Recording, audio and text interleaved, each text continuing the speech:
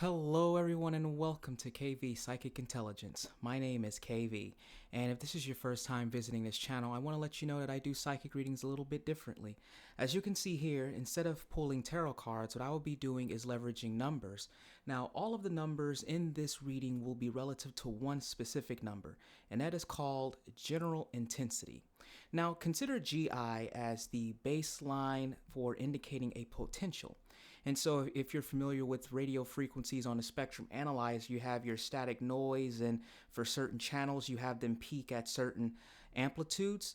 And so anything that peaks at or above general intensity, consider that as a high probability. And anything below GI, close to or at zero, consider that a low probability. And so going forward, all of the numbers will be compared to general intensity. And so to get started with the reading, the general intensity for today is 15. And so if you see any of your signs here, if it is at or above general intensity, then consider that a confirmation for that particular sign. And so I see Gemini and Scorpio here. I also did a little bit of digging into the particular elemental energies, and I am detecting air and earth energy, specifically air around communication and earth around stability. And so let's get started with the reading. Now on this page, and also for your ease and reference, I brought the general intensity here so we can compare it. This particular page is the resonance, and what we will be doing is measuring the energetic flow. This is an indicator of what is actually coming in for the collective right now. And so if we take a look at the energetic flow, we have that at a 17, which is an indicator that we have active energy coming in for the collective right now. And so now what I'm going to do is look into 4 subcategories to figure out what exactly is yielding this particular number.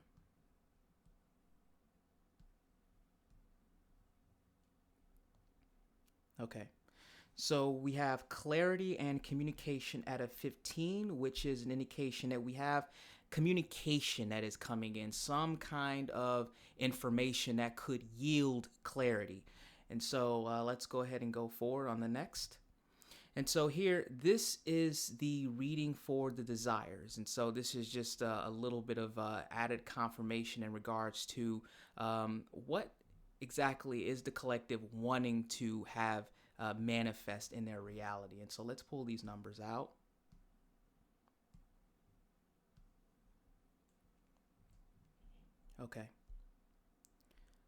Okay, so seeing that we have all of these categories below general intensity, the one I want to point to out the most is the clarity and communication, since this is close to, so it is a higher probability. The reason why I want to point this out is because while we do have clarity and communication coming in, there is somewhat of a desire to also have this clarity and communication that is coming in. And so this could be anything in regards to truth. It could be in regards to just having some kind of interpersonal communication. But to see that this is the only one that is slightly higher than the other desires, there is some kind of desire that the collective is experiencing right now in regards to clarity and communication.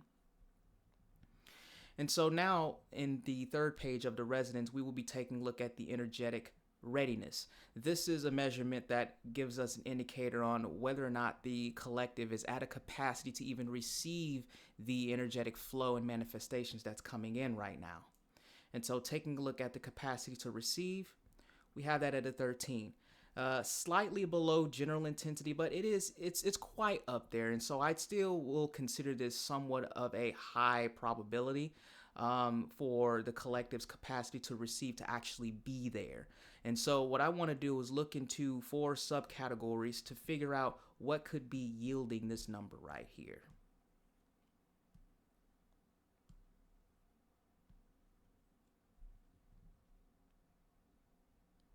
Okay. So what I'm getting from this reading, while the overall capacity to receive is slightly below general intensity, to see these 4 subcategories significantly below general intensity tells me that there is a capacity for the collective to receive the manifestations, but there is somewhat of an active block, whether it's conscious or subconscious, that is yielding the lowering of these particular subcategories. And specifically, what I want to point to is seeing that we have the desire for communication to be slightly higher, and also the active flow of communication to be coming in, to see clarity and communication's capacity at this low number is actually really interesting. And when I finished this particular page, I got an impression artifact where I was getting the words untrusting. And so what I was getting from this particular impression was regarding the trustworthiness of this clarity and communication that's coming in. So perhaps what the collective is about to experience in regards to communication, they may not be trusting, or they may be holding on to some kind of internal doubt in regards to the communication or information that will be presented to them. And so this was just an impression artifact, but let's go further to get some more confirmations. Now, we will be looking into the collective's friction points. Now, it's broken into two categories. We have the internal and the external. And so on this page, we'll be taking a look at the internal primary category. And we have this at a 10, which is below general intensity, and which is a good indicator. This is an indicator that tells us that the primary friction point isn't necessarily coming from the internal state. However, since this is somewhat up there close to general intensity, let's go ahead and dig into a couple subcategories to figure out that should any kind of internal resistance begin to manifest in the collective's reality, then what would most likely express itself as the internal conflict?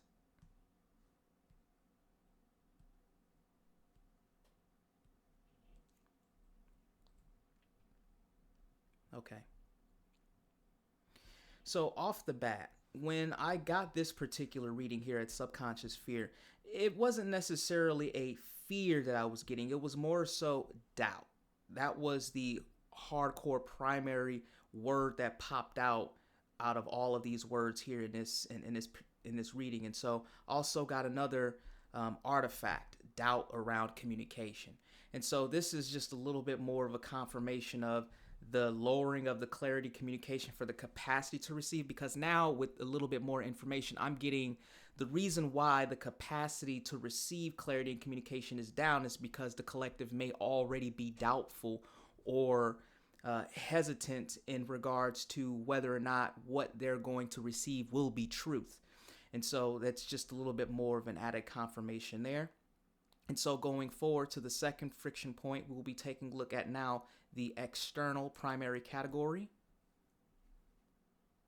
Okay, and we have that at a 10, which is also matching the internal friction as well. And to see this also below general intensity is a good indicator, but since it's still somewhat up there, I still want to dig into a couple subcategories just to figure out what is the loudest frequency or channel, if you will, that's really speaking in regards to an external friction that could potentially manifest in the collective's reality.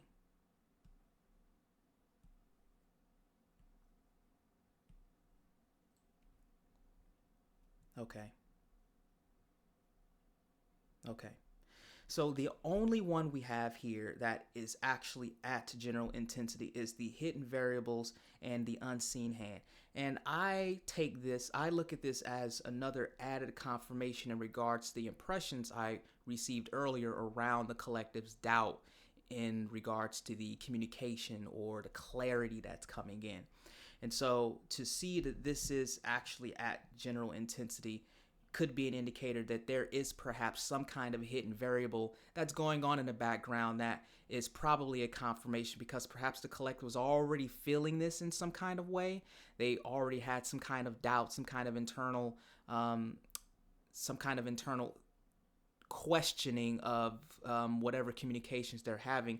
And to see the hidden variables up there at general intensity, although the friction is down, to still see this matching general intensity could be an added confirmation that if your intuition is telling you that something isn't quite right, or there is something missing, or you're not fully getting the truth, then this could be your added confirmation as well. Okay, so now what we're going to look into is the catalyst trigger. This is the advice or remedy in regards to resolving the friction points. Now, since the collective isn't necessarily having an external or internal friction that is at or exceeding general intensity, I really want to focus attention here on the hidden variable, since this is the only factor that is actually matching general intensity. And so let's go ahead and take a look at these metrics.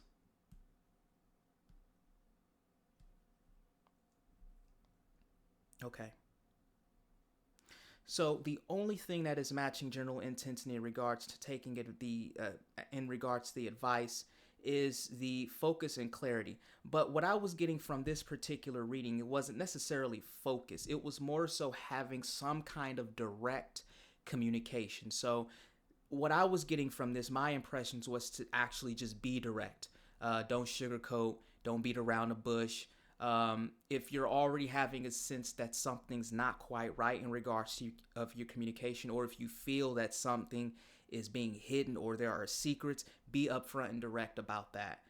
Because again, with the reading earlier in regards to the internal friction, having this reading the highest, I was getting doubt. And so perhaps the collective is already doubtful in regards to the incoming manifestation of communication that's coming in. And so to have the catalyst trigger here suggesting some kind of direct communication, then it's just an added confirmation that perhaps you just got to be direct. Again, don't sugarcoat it. Just tell it like it is.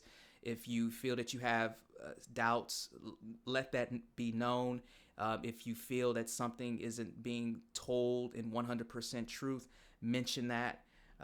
Just really be direct and don't expect, I would say, don't expect things to come in a straightforward fashion. Just go ahead and be direct and mention that you are having some senses that things aren't quite clear. Okay, and so now with the event impact window, this gives us more of a timeline that could indicate the peak residence for the catalyst event. And so let's take a look at these numbers.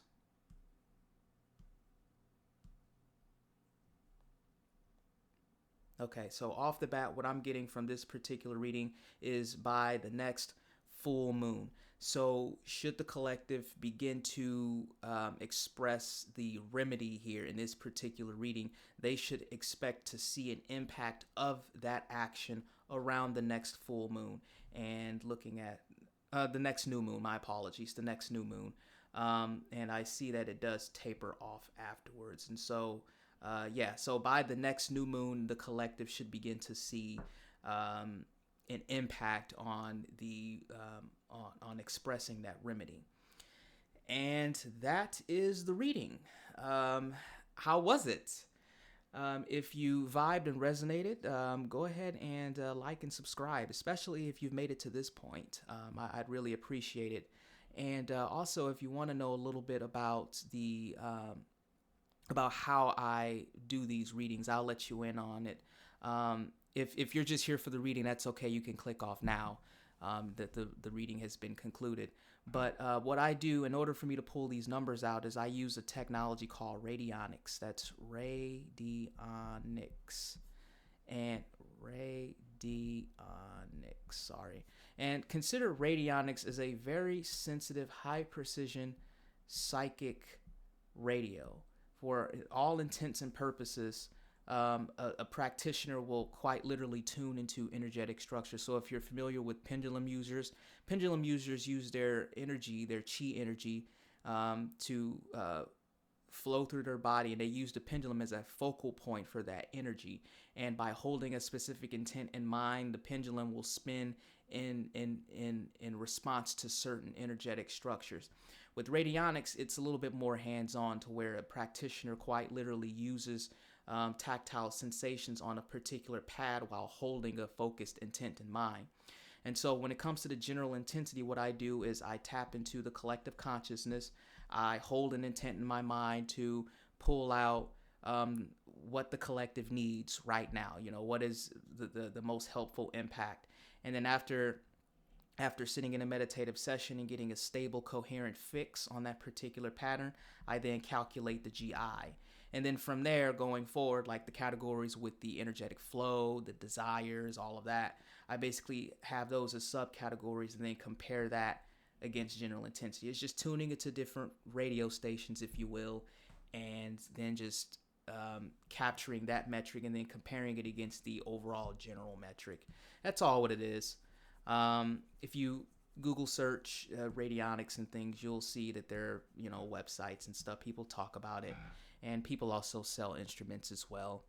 I will say that over time, since I've been doing this for a couple years, over time, I just got to a point where I just build everything myself. Like I have like my own custom protocols and things on how I do this, and I just build my own devices because if you are looking to like purchase these things online, it gets very, very expensive. And, you can build these things with like less than $50, about $50.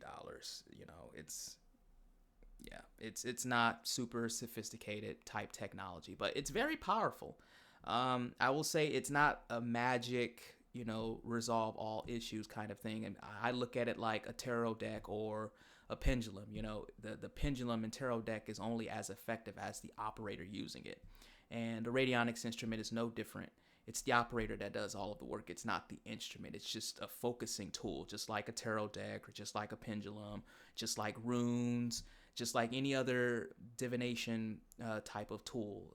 Radionics is leveraged in the same way. And yeah, that's the process. That's what I do. I just go into a meditative state. I tune into the collective consciousness and I just start pulling out these numbers. And then afterwards, what I do is before I even go on camera to record the report, I'll kind of scan through it just so I could just kind of have it in my mind and just let it go into the subconscious. So by the time I start reading these numbers, it's more so like a channel. It's more so like having a subconscious recollection of the impressions I was getting, and then just having now a logical, data-driven type of way of explaining it. And I like this process because for me, it feels balanced, because during the process where I capture the numbers, it's all right brain. It's I just hold an intent, and whatever numbers I get that and just write it down. I don't think about the numbers. I don't analyze the numbers. It's until after I have everything, I basically go into detective mode to essentially cross-reference everything, and based on impressions I was getting during the session, and in other words, and otherwise, I just sorry, I'm losing my train of thought now. After the sessions, then I'll just logically compare what I was intuitively feeling. And I like it because it literally gives me an equal left brain, right brain, left brain, right brain kind of a way of looking at it. And I think, honestly, this is a good addition, really. I consider myself a balanced kind of person. I don't like to be too right brain, and I don't like to be too left brain. I like to leverage both, and I developed this particular protocol to exercise that. And so if this is something that you really vibe and resonate with, then feel free to subscribe and help that algorithm reach out to more people. I really appreciate that. And you can check out my website in the description. I also offer psychic readings just like this. So just what you mentioned or what you saw today in this particular reading, I do that, but it's more personal. So the subject will be you, and what I do is I'll have an MP3 recording to summarize the entire reading. So you can then follow along and review the numbers and things yourself. And I also do what I call psychic intelligence reports. That's actually how I really started all of this. I didn't start this out of tarot. I started this out of a legitimate need for me to have a means to psychically vet um, people in my circle. And so what I do is I'll capture things like first the personality matrix, and this gives me an indicator on the MBTI. But instead of it being a self-assessment, it's more so me tuning into the energetic structures, and with the personal reports. Again, I consider this the background check I actually would like to have. So I go into things such as the mindset, such as the emotional intelligence. Is the person empathic? Are they narcissistic? Do they fake ignorance, right? That weaponized incompetence the Jungians talk about today. I basically go into all of that. What are their motivators? Are they intrinsically, extrinsically motivated? Do they hold on to any kind of prejudice? And again, these are all subjective impressions of a potential. And what I do is, and the best way to look at it is think about an apple seed. One can hold on to an apple seed and they can plant it in Oregon, Washington, California, or even Thailand. And it doesn't matter what kind of environment yields the conditions for that seed to sprout. An apple seed will always yield an apple tree. And so for me, I would much prefer to discard the apple seed well before it grows into a tree to then yield apples. And then after the fact, I finally say, I knew that apple seed was an apple seed. No, what I do, I just take a look at the energetic structures, and based on the potentials that I'm seeing, I move accordingly. And I take a look at the interpersonal influences. What is it like to be around them? Do they yield wellness, balance, harmony, stability, synergy? Or if you're around them, do they create dysfunction, chaos, intimidation? Does things break down around them? Do they have the propensity to drain your life force? Like you wake up and when you're around them, you don't have the motivation to do anything. Do they hijack or distract your attention? So when you're around them, is it hard to focus and concentrate? Do they do little things to where it yanks your attention away from what you're doing? Do they break your focus? Do they break your flow? All of these kinds of things. And this was a process, a protocol I developed myself to where I eventually did a background check on not all of my family members, but the ones that were like in my immediate circle. And that ultimately gave me a sense of profound peace of mind, because it allowed me to have a means to where I didn't have to play their games. I realized that I had a lot of family members who were quite privy in their psychic and spiritual abilities, but were abusing them. And again, a narcissist is going to tell you they're a narcissist. And so this is what I use to satisfy that left brain way of confirming the intuitive impressions I've already had about the person. And so after after developing, these reports that I have, I just move accordingly. I don't wait for people to tell me, or I don't wait for people to move a certain kind of way, because I've done a couple of these, after I did a couple of these on my family members, there were a lot of things that gave me insight on like hidden intents that I had family members, that family members were intending for me, and having them in like some kind of an archive where I can refer back to later and just reviewing it. A lot of family members really confirmed the impressions that I was getting, and that just made me a lot more confident in what it is I do. And so I figured, heck, why not just have a little bit of fun and practice along the way and just do this with tarot? And that's when I came up with the intelligence report for the collective, just doing it as a psychic style reading. And so that's how it started. Again, my apologies if I bored you with all of the details and stuff, but if you're still here and if you're interested, that's how I got all of these numbers. And so yeah, that's it. But thank you so much for taking the time to tune into this, and I really appreciate it. Again, like and subscribe if this is something that really vibes with you. I'd really love to have you as a part of the team, and you all take care now.